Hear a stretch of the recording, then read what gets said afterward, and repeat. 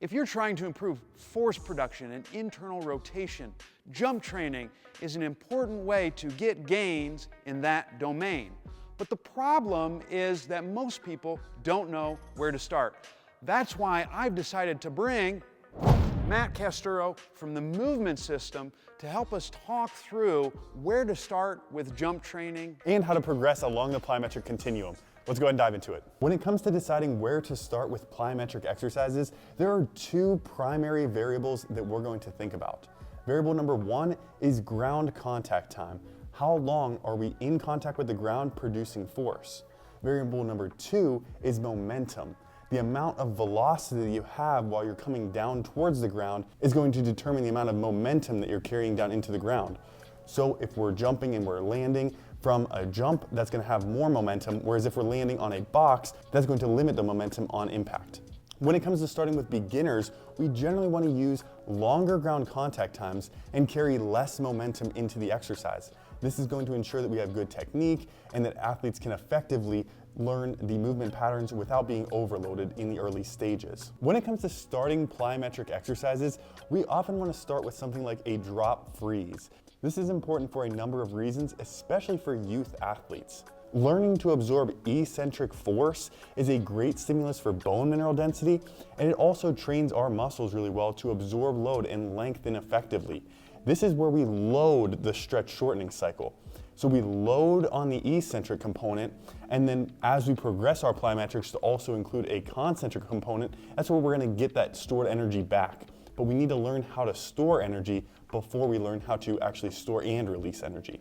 If we can get really good with drop freezes and improve our technique with that type of exercise, then we can progress on to an exercise like a box jump where we're learning the concentric portion of the repetition. During a box jump, we're going to be landing softly on the box, which is going to limit the ground contact forces.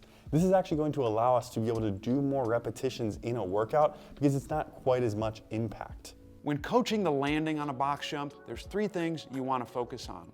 You're going to land on the whole foot, but it's going to transition from the toes to the heels. You want to ensure that you have a slight knee bend when you land.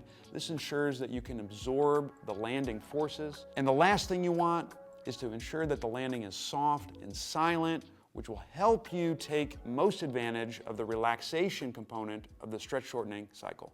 Once our athletes have mastered the box jump, a great place to go next is a hurdle jump, sticking the landing. Now we're going to be adding the concentric phase to the eccentric phase and ensuring athletes have good technique with both. So we learned the eccentric landing with the drop freeze, we learned the concentric jump with the box jump, now we're putting it together into a hurdle jump. This is going to help athletes sequence their movements, and thinking back to our continuum of ground contact time and momentum, as we're going to stick the landing, we're going to be carrying more momentum into that eccentric portion. We're also going to have shorter ground contact time as athletes have already learned the fundamentals of absorbing force, so they're going to be able to stick that landing with a shorter ground contact time. And the cues will be the same. You're going to end up with a whole foot contact, but it's going to be a toe to heel landing. You want to ensure that you have adequate knee bend so you can absorb the landing and make sure that the landing is soft. And then our next progression is going to be going into a continuous hurdle jump, one after the next. This is where we're really going to be shortening ground contact time because we're not sticking the landing in between jumps, we're just going right into the next jump. So this is going to utilize more of our fast stretch shortening cycle, meaning that the stretch shortening cycle is going to have to work quicker. We're going to absorb force quicker and produce force quicker as we land and take off.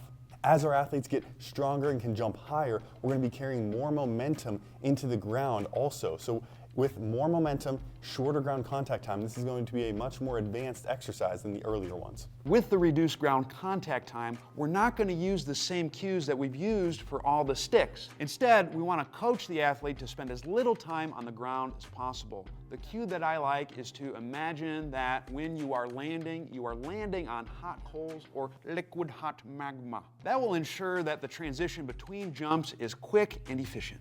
And there you have it. If you want to introduce jump jump training into your program, that is the progression that Matt and I utilize with our clients.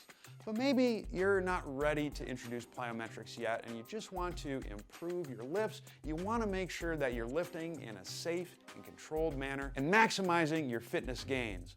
Well, if that's you, I would check out this video that Matt and I did on his channel where we outline the 3 components that you can apply to any lift to make sure you're getting the most out of your exercises and being as safe as possible.